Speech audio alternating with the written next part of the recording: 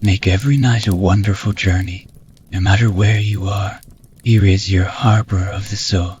Good night, sweet dreams. The first story, Silent Forest. Forests are never silent. That is the first thing you learn whenever you go out camping, hiking, or anything else where you might have to pass through or live in a forest. Forests aren't silent. For a good reason. They teem with life, such as birds, insects, and small animals. That's just the life that makes noises. Trees, grass, and bacteria are also bountiful. This, of course, is no secret.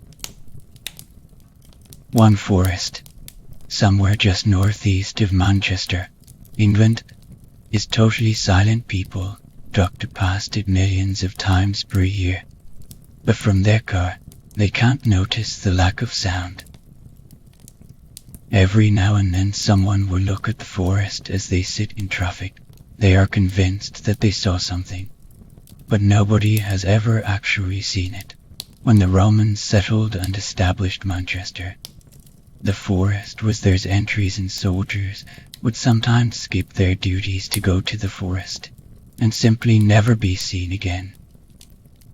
Sometimes raped women would flee from the town into the forest, screaming in terror, only for the soldiers to come to a halt at its edges and hear her screams stop abruptly, as if she suddenly lost her voice.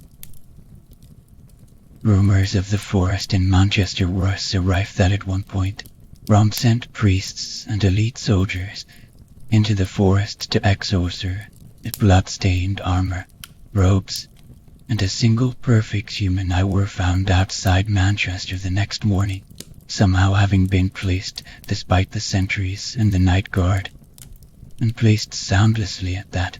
Rumor also has it that it likes to move. Sometimes the road nearby gives it ample options for doing so, which is probably why nobody has heard of it. It was probably considered a myth.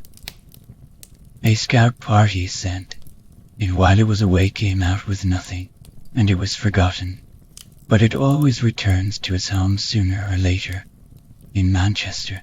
Ultimately, one thing you must always remember: intrepid traveler, strong-legged hiker, or capable camper, if you ever find yourself in a forest and it becomes totally silent, do not, under any circumstances, move. The second story, Moonlight Films. In many stores and establishments that provide videos of a less than savory manner, a business card is kept. Some stores keep it well hidden, locked in a safe, and will deny its existence. Others will show you if you ask for it by name. None will have it displayed in the open. On this card is a name, Moonlight Films, and a contact number is always a local number.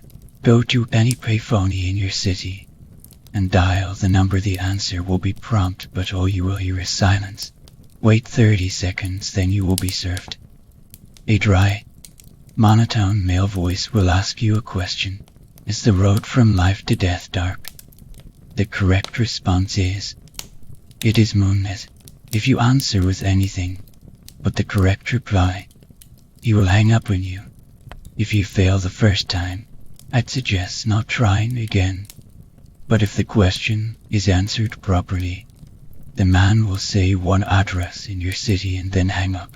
Go to this address and you will find that it is a small, dingy apartment. The carpet will be dirty, the wallpaper flaking and wrinkled, the windows cracked. It will smell of tobacco, smoke, and decay. On a stained old coffee table, there will be a paper bag. On this bag your full name will be written in red Sharpie. Open the bag and you will find an unlabeled videotape. Take it and place exactly $10.99 in the bag, then leave. You can watch the tape if you like, but you don't have to.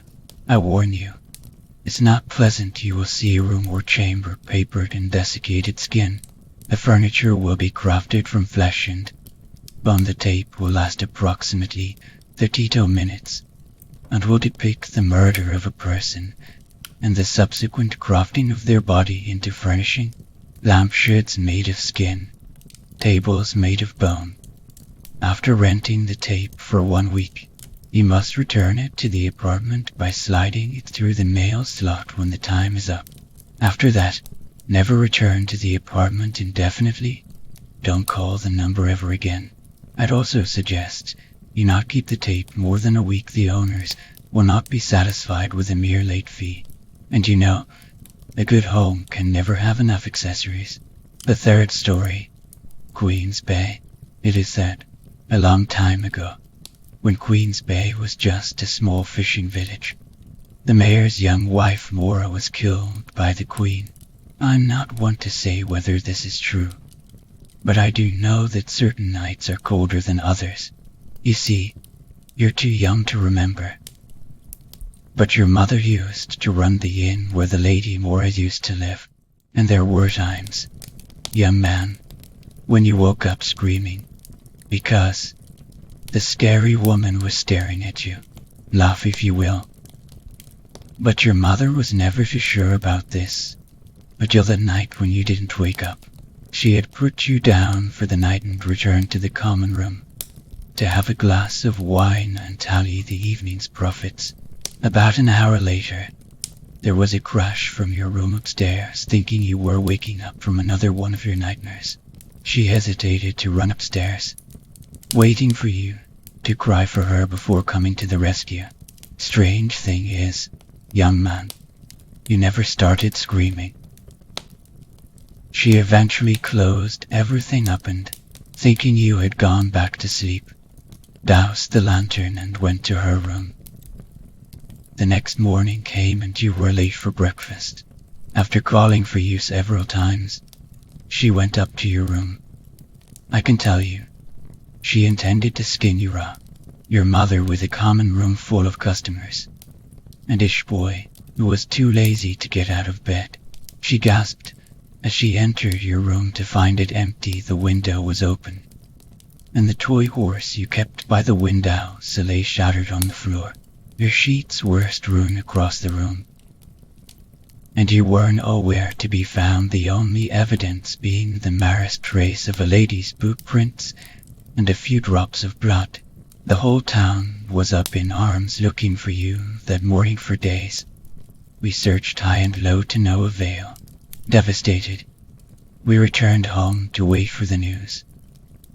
It wasn't until about a week later when your mother, still inconsolable, heard another crash in your room. Late in the evening, hoping you had somehow returned, she rushed up the steps only to find your door open, and a young woman, beautiful they say, placing you on your bed. Your mother screamed, and the woman looked at her.